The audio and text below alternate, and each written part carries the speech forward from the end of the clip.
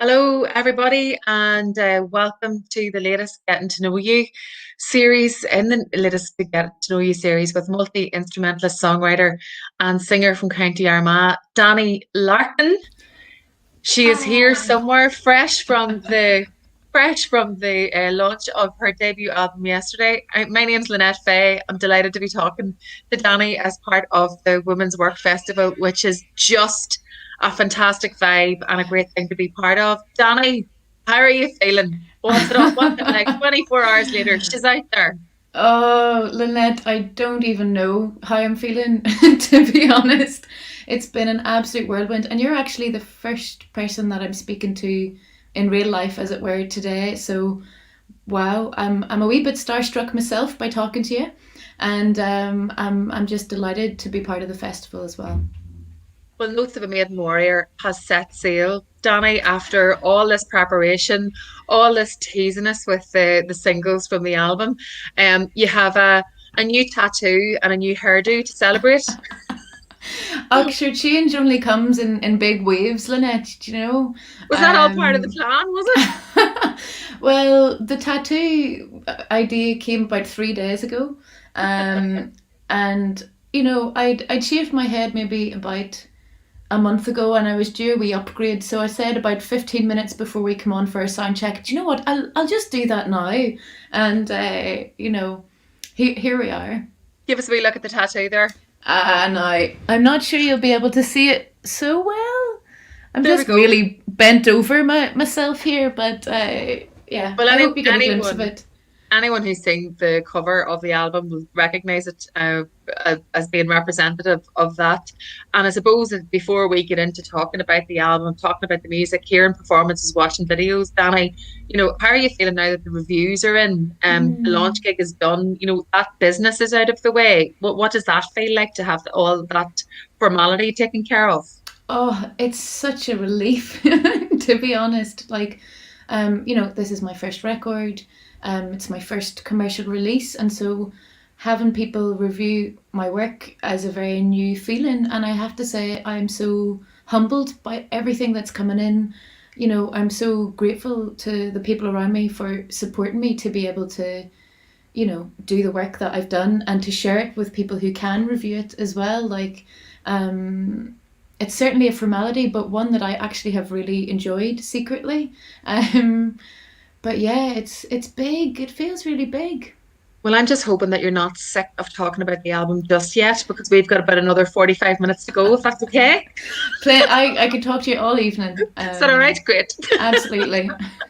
Well, we're going to get started with one of the videos we're going to play in some performances and we will have at least one live performance. We'll see how we go in this session of getting to know you because it's live and anything can happen.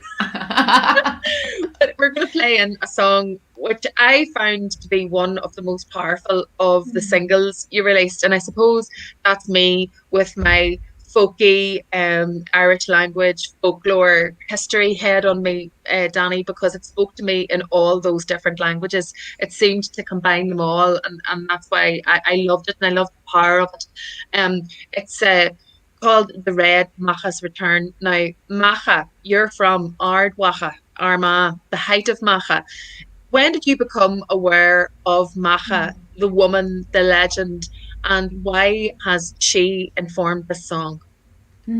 What a powerful question. I think I probably first became aware of Maca when I was around 6 or 7, and I went to Navan Fort on a school trip.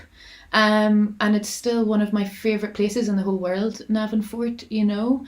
I got my first ever certificate there as a junior archaeologist, and that's something I'm so proud of, however many years it is later now. And that was a very maybe soft introduction, or this is Armagh and this is Ardwaha, which is maybe the first time those two places were connected, and maybe also the first time that I understood that English wasn't the native language of this island. So those two things came at the same time. And then you know growing up, being surrounded by stories, more things about Maca began to unfold. But it really wasn't until the past maybe 3 or 5 years that I started to delve into those stories a little bit deeper for myself. and learn to how they're really strongly linked to the idea of femininity and power within femininity, and womanhood. And when I say femininity, it's about an energy rather than, gender. And I think for me, um, the Red Macha's return really conjures up that sense of feminine power, but also ultimately chaos, because Macha, is the goddess of war and transformation. That's, um, that's not an easy title to hold. I'm sure she holds it very well, but it's not, a kind of love and kindness feeling to it. It's a very real kind of truth of parts of our existence, and I hope you can get some of that in the song. That's certainly what was behind it for me when I was writing it. Well, we've heard the introduction, we've heard the context. This is the song and the video that goes along with it. The first official music video from Dani Larkin's debut album, Notes for a Maiden Warrior. This is the Red Macha's Return. The red, it splashes on the faces of fine men, and when it's time for them to run, they sanctify themselves.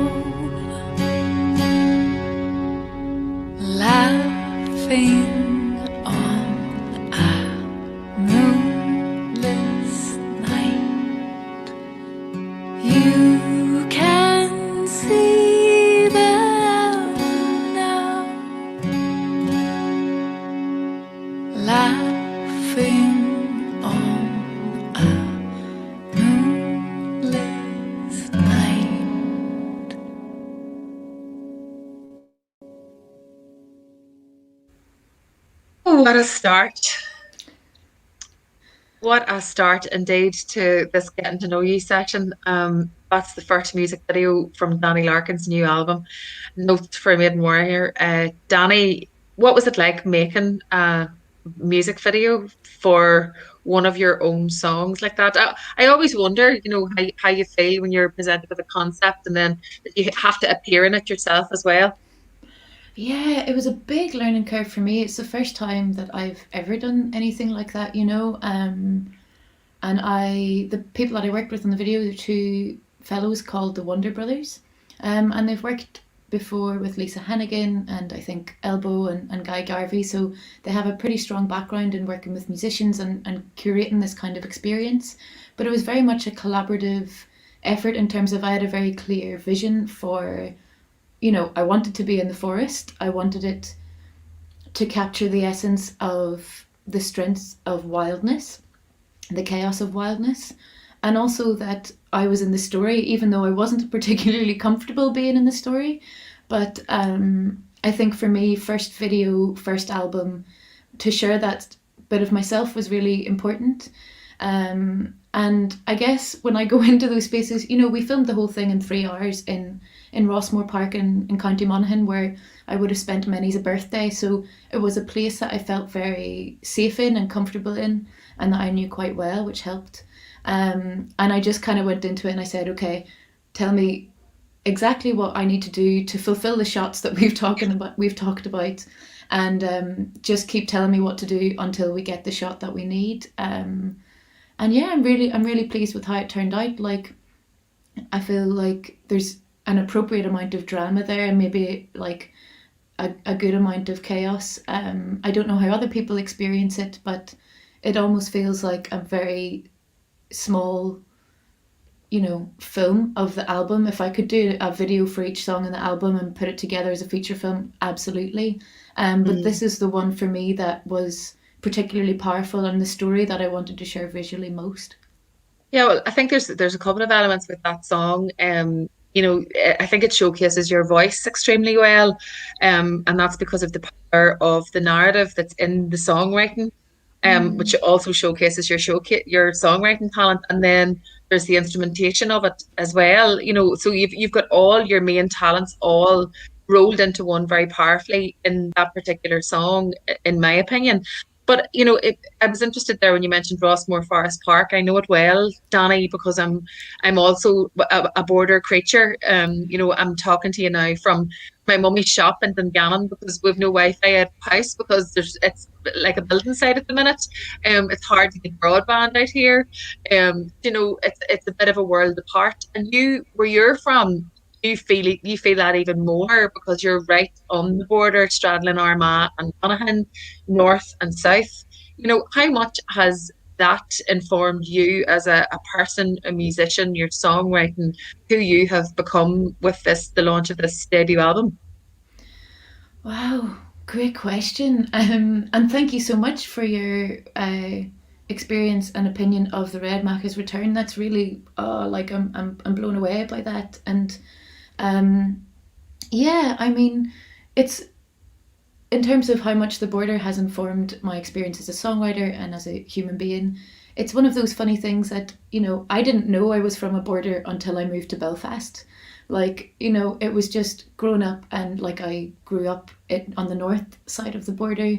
My mum's from the north and my dad's from the south. Um, and so it was very much those two families, my mum's family and my dad's family, live about 20 minutes apart.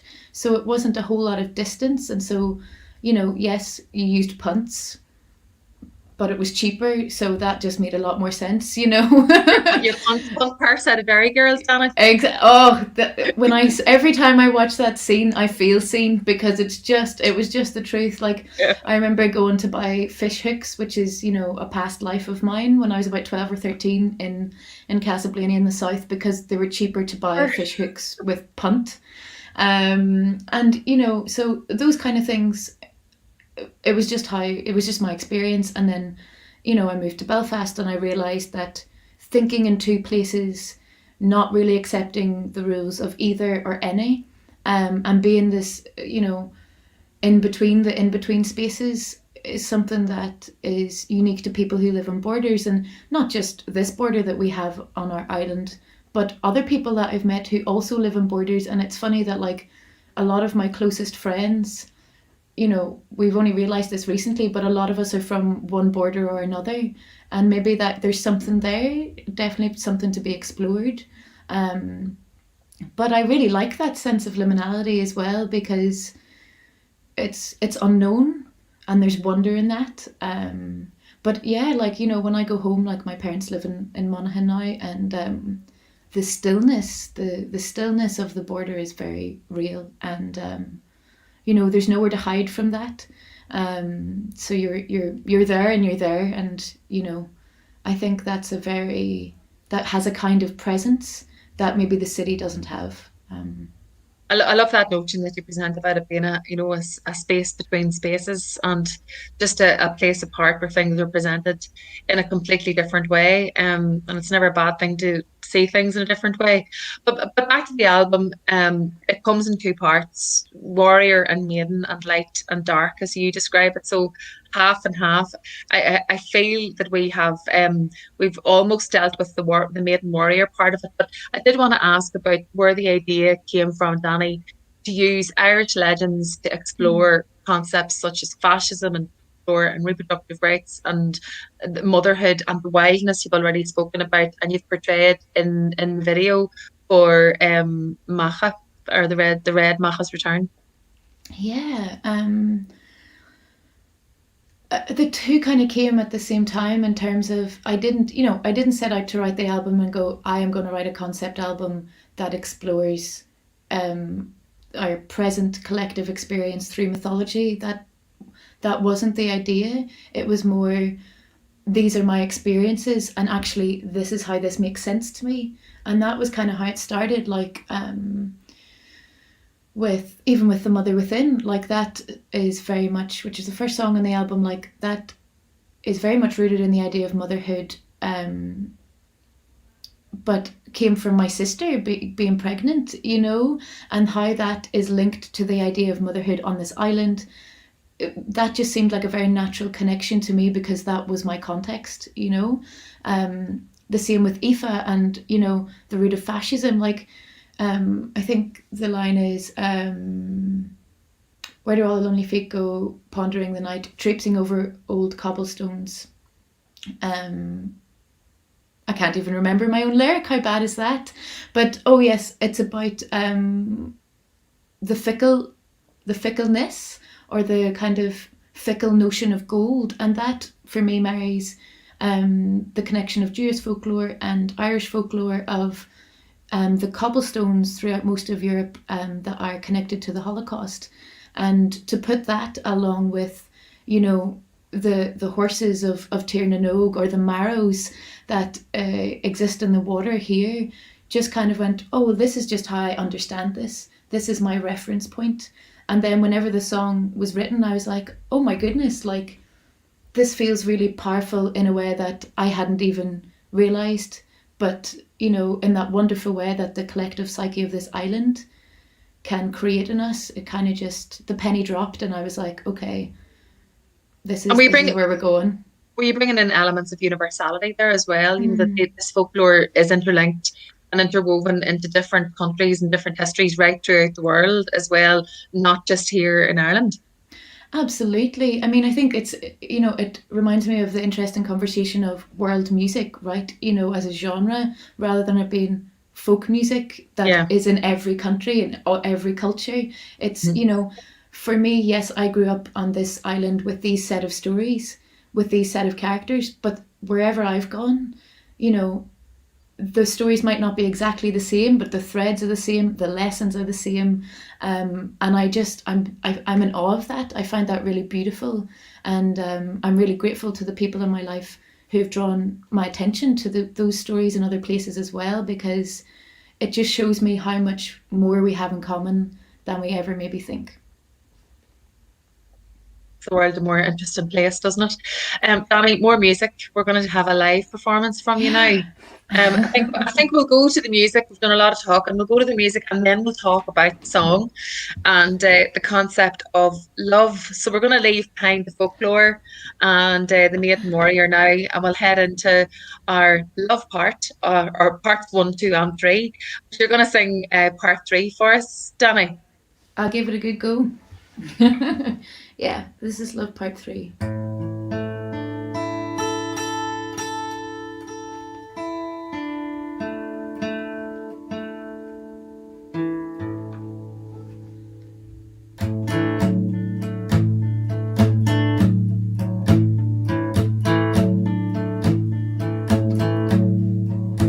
Oh, sing to me, sweet, oh, sing to me, sweet. Wrap your arms around me, sweet. Wrap your arms around me, sweet. Listen to the whispering wounds. Listen to whispering wounds.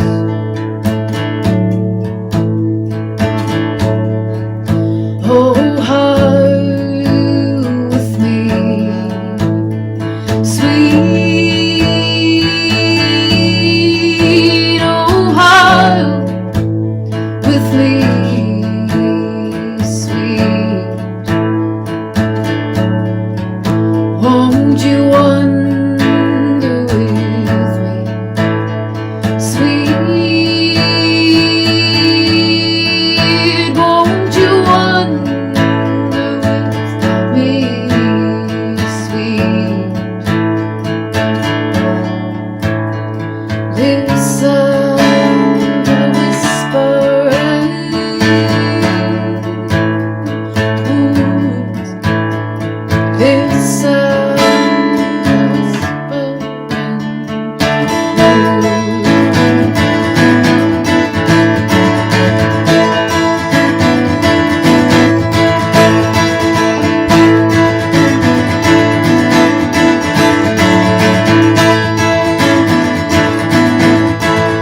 tell me it's alright.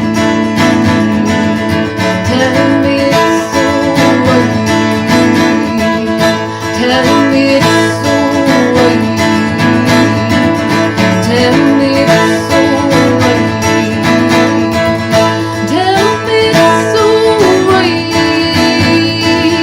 Tell me it's alright. Tell me it's alright. Tell me it's alright. Listen to the whispering wounds.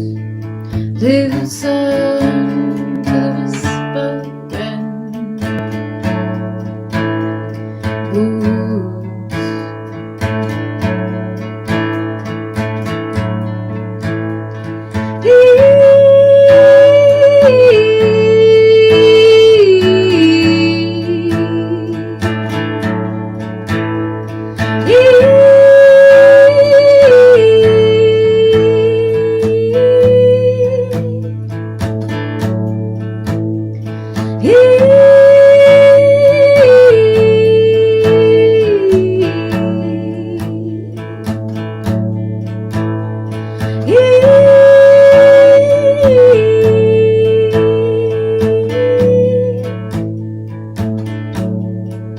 Oh, sing to me, sweet.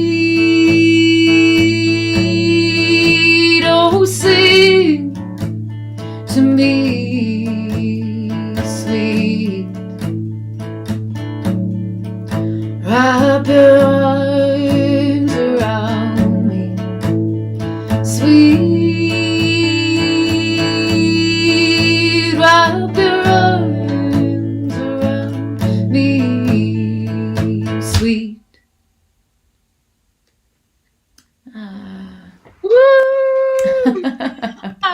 As good as a virtual round of applause is going to get. Dani, That was Love Part 3 performed in Dani's living room this Saturday evening for everyone there who is taking part in the Women's Work Festival. Dani Larkin, getting to know you. Love is a big theme on the album, so much so that there are three songs, and it comes Love Part 1, then Love Part 2, and then Love Part 3. So, can you tell me about this exploration of love and why it warrants three songs on your debut album? Oh wow, I wasn't ready for that question, Lynette. You'd think I would be because I did release them all as singles before the album come out, but Yeah, and you yeah, released them 3, 2, 1.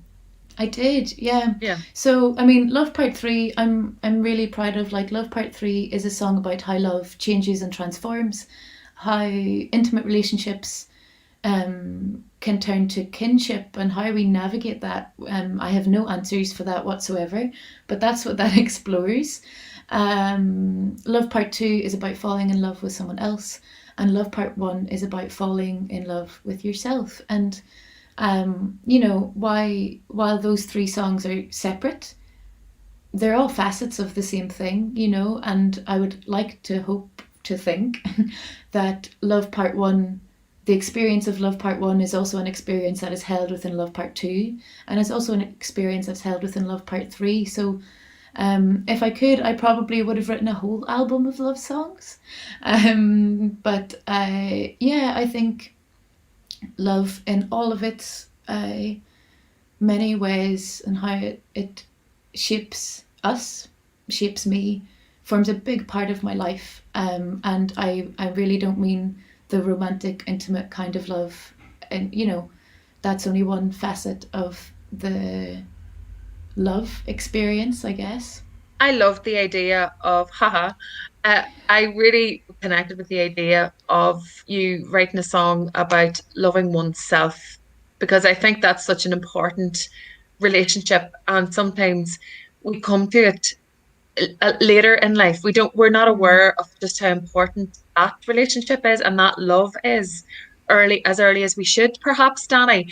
And I thought that it was a really positive message, to have a song in there, or first of all, to have the exploration of love in this way. And it's a very mature exploration of love as well. But secondly, I just thought that that message of loving yourself was just brilliant and so positive. And I think it's positivity that everybody needs right now. Well, thank you so much for noticing that. My journey of loving myself is also one I've been working on for, 5 years, and if not more, but maybe one that I've been working on actively. And what does that mean to me? What does that look like? What kind of things do I need to put in place in my life to make sure that I am giving myself the love that I need? Because, Mm. I learned.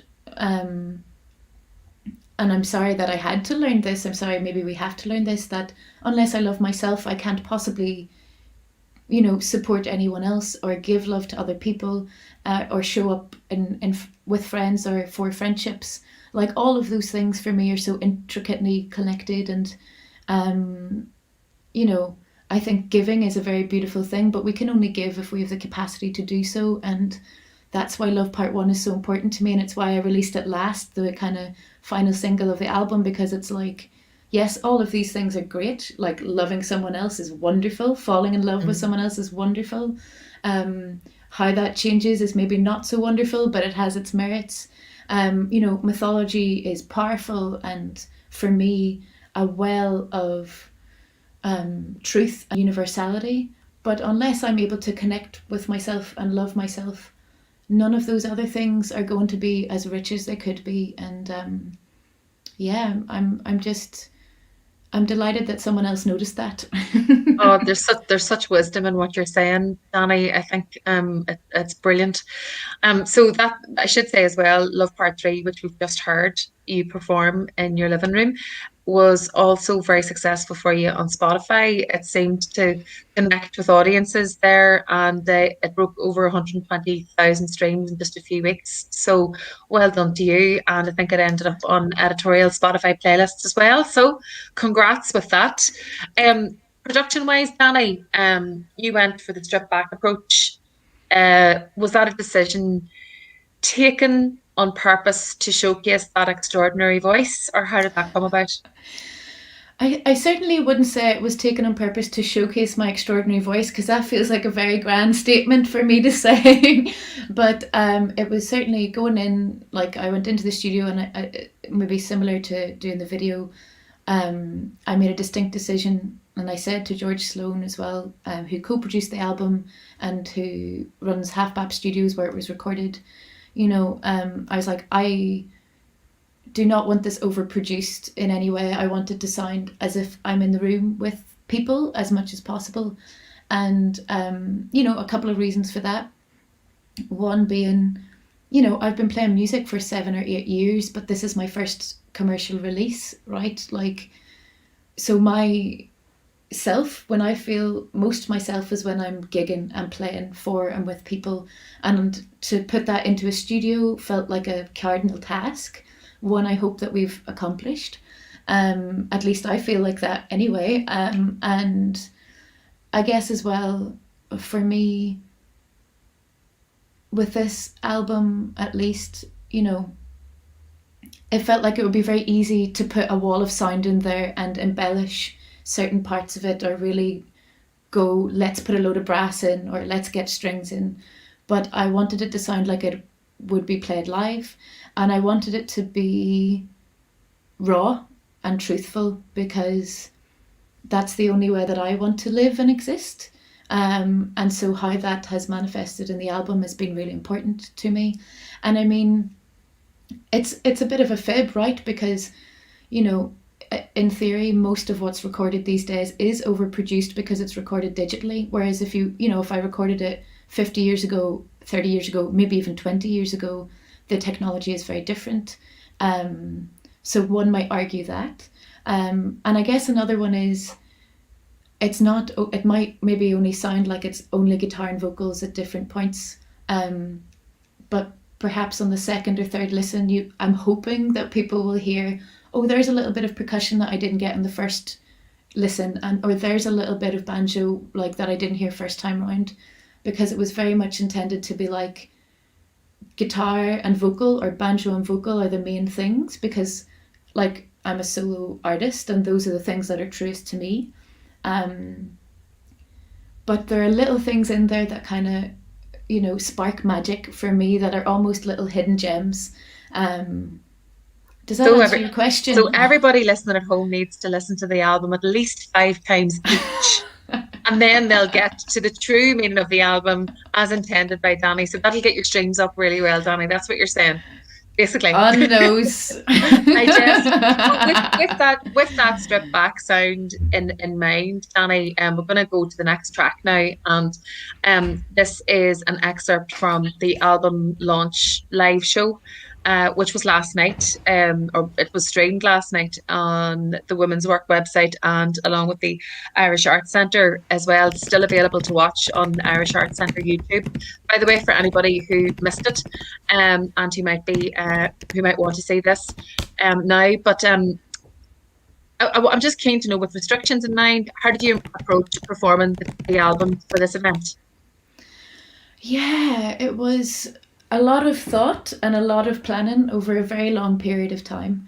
Um, it was filmed out in the Folk Museum in Kiltra, and like I wanted it to be as personal as possible. And so that's why not only am I there myself, but like Kate and George were there, and we're pretty much doing exactly what the album is from start to finish. Um, so yeah, it's heartbreaking not to have been able to play a real gig for people, but at the same time, I'm really happy with how the show turned out, and delighted that it's part of Women's Work Festival. Well, here we go. Here's a sample from last night's album launch show broadcast as part of the Women's Work Festival. Still available on YouTube, but here you go, as a taster. Literally, this is bloodthirsty.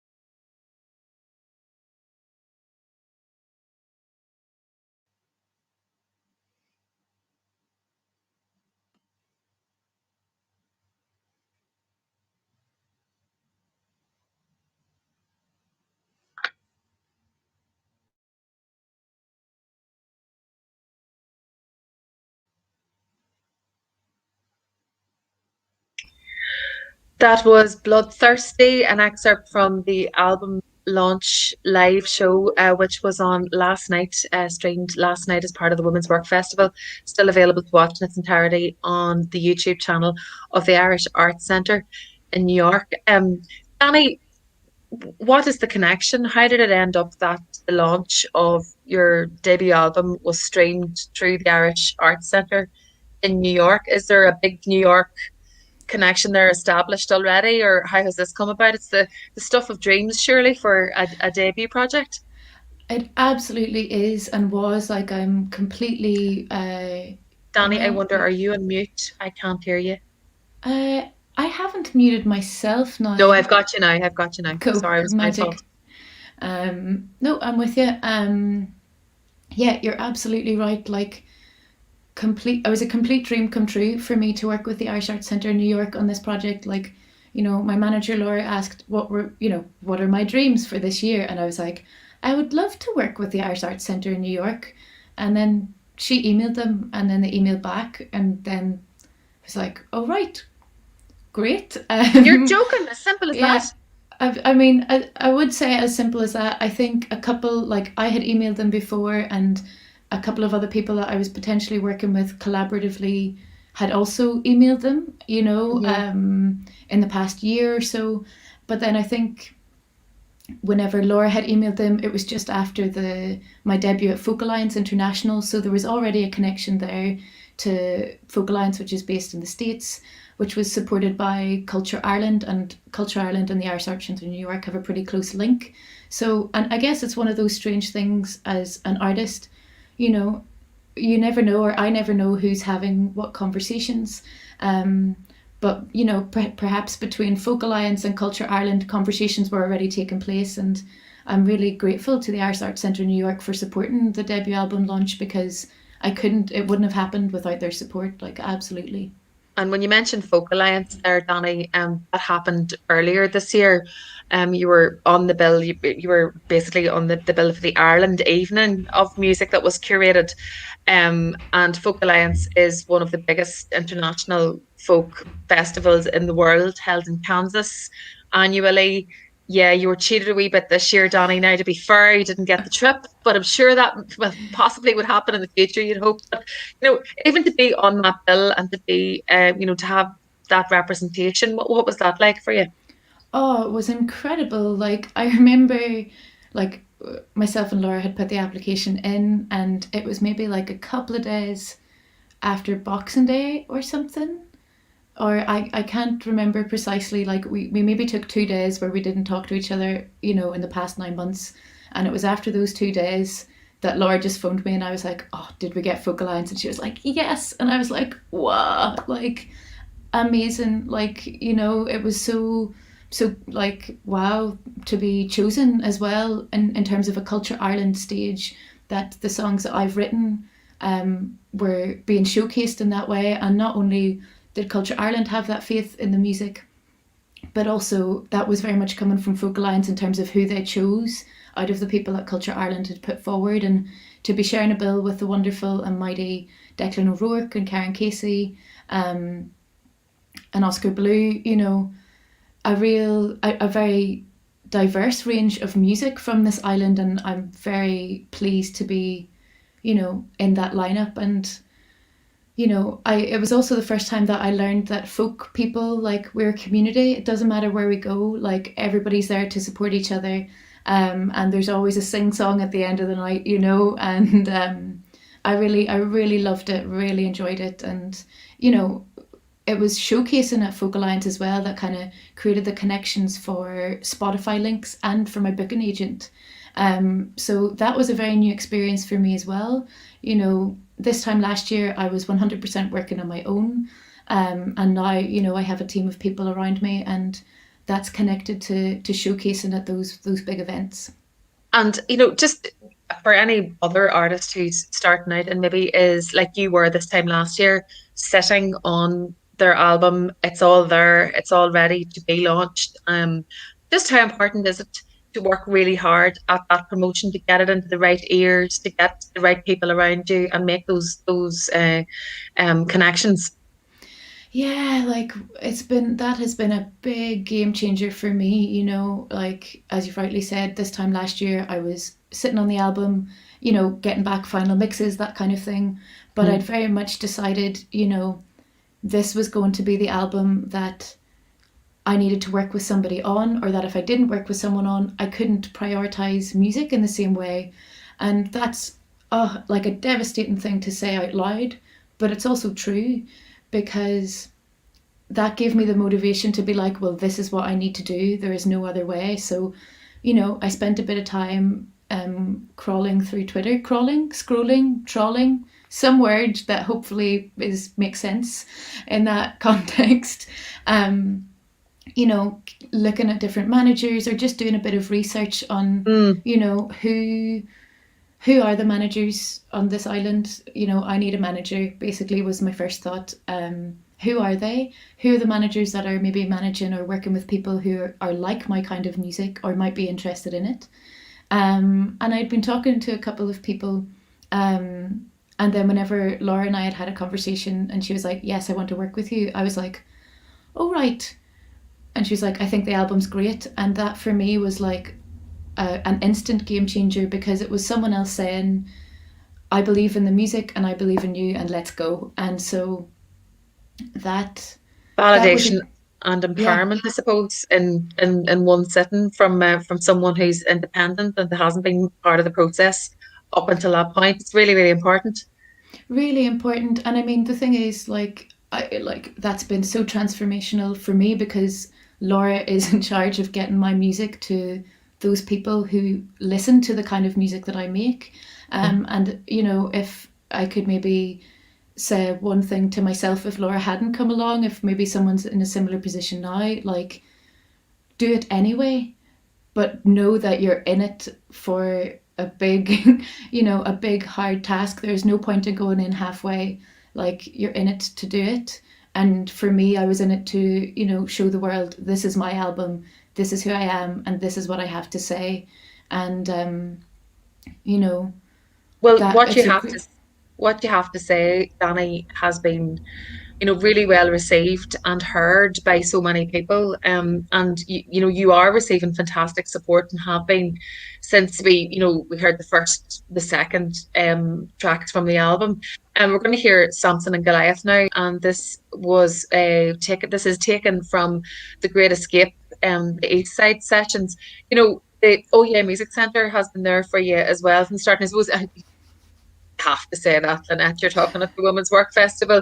But it is true, yeah, you might have the support now by the Irish Arts Centre and looking to Folk Alliance, but from the start, you've had a lot of support locally as well, haven't you? And that for me, is everything, because that's the foundation that I have been able to cultivate and nourish not only my music and my art, but myself. Hmm. Like, Belfast has become a real home for me, to be really held in this way and to be held musically. Like, it was the OES Centre that put me forward for The Great Escape, and that is also a massive festival to showcase at. Like, it's the support is really not only humbling but overwhelming, because you know it doesn't take a village, it takes a city, a country. I don't know how many people it takes. It's not just me sitting here singing these songs. There's so many people here that have supported me, and the OES Centre is definitely a key player in that. Women's Work Festival, this is maybe the third year that I've played at it. So, like, I might be a new face on the block because I have a new haircut, but these people have been working so hard for so long to create opportunities for me and people like me. And without them, I wouldn't be where I am. Well, Danny, we're going to listen to Samson and Goliath now from one of the showcases which happened earlier in the year here in Belfast at the Great Escape at the East Side Sessions.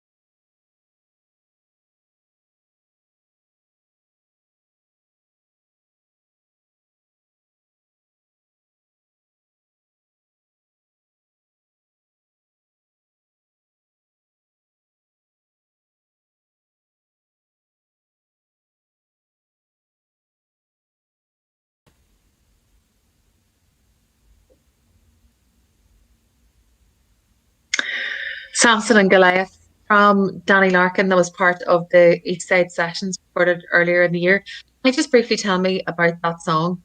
It seems to have Yeah. also been received extremely well by the listening public. Yeah, I wrote that song, Lynette, in 2015. Like, that song is 6 years old, and um, like, there's a couple of connections with it. The biblical story of Samson and Goliath. For me, the cranes coming into Belfast and Samson and Goliath, I wrote it when I was living in Scotland, and I didn't think I could be so homesick for Belfast, but I really was at the time.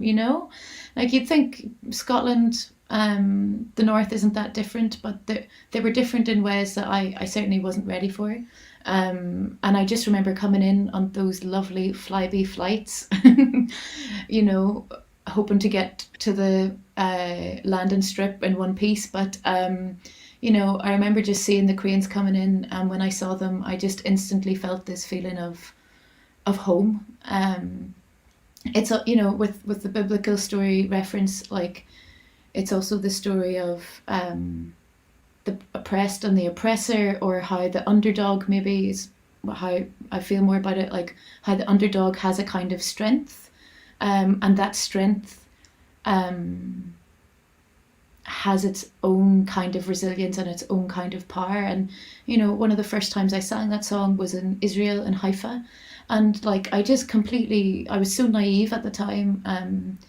I just didn't think that a song singing that song in Haifa would really mean anything other than it was a song that I'd written. But of course, in the Holy Land, it's a well known story, perhaps even more well known We're there no than it is here. So big.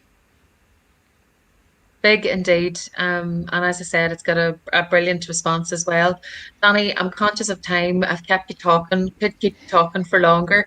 Looking to the future, we've already mentioned big experiences and big opportunities that you've had this year. Despite the pandemic, despite there being no live performances in front of an audience, I just wonder, how do you think you're going to feel, or have you thought about the first time you're going to walk out in front of an audience to play one of the songs off this album?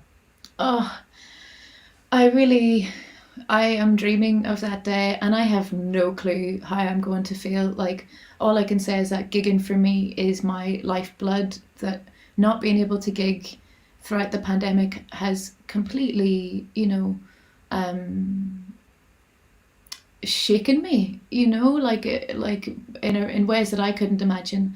Mm. And I just know that whenever I walk out onto that stage, I'll absolutely be nervous, but I'm also going to be absolutely ready. And I hope people are willing to listen as well. Well, we hope that if restrictions are eased, there might be an opportunity to see you live in Stendhal in July, which would Yeah. be amazing. The lineup was released during the week and it looks fantastic. I mean, even I'm sure as a musician to be part of a lineup, to be part of something like that is a fantastic prospect as well. And lots of other gigs coming up for you as well, if things go according to plan. I should say. So the album is out there now, DaniLarkin.com for all the details. We're going to take another track from you to end. We were going to go with a play in, but I think we're going to go live instead, Dani, if that's all right with you. With all this talk about live music, it's a Saturday night. We're still stuck in the house. We're still watching on YouTube or on the telly or whatever online, and we're not with you in person. So I think it would be a nice end to this conversation. Perhaps another track from you from your living room, if that's all right with you. Oh, absolutely. And thank you for asking.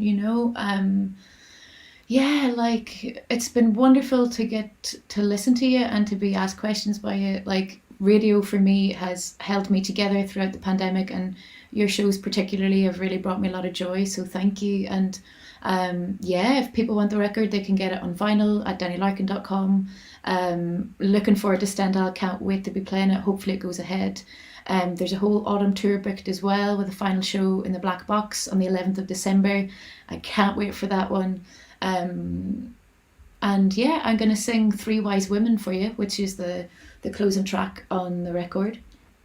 Um, Yeah, the last verse I'm going to sing for you in Irish, Osceolaga, was translated by Helen Rooney. A really powerful translation. And yeah, I hope you like it. Well, Danny Larkin, it's been wonderful to talk to you, and I hope that we've all got to know you a little bit better over the last hour or so. Thanks for your time, and the best of luck with the album. I hope it continues to sail the high seas for you. Oh, thank you so much, Gurmila Mila. Míle buíochas leat hí an Danny, amor. Three wise women sing to me, and from their silver hair are woven life's tapestries, and they come from below there. The first called out my name, never heard before, and I felt a tug upon my heart, and my fire began to roar. The second played a flute so rare, low and thudding did it sound. I danced with her into the night and surrendered to the ground. I followed the third into a lake. There I found my call, and we howled into the pale moonlight and went diving for ancestors. Diving for ancestors. Diving for ancestors. Tree ma fassa ag cannu alum. I kjol fwy buien until agus on gruig orga a hannig dreid yan buil.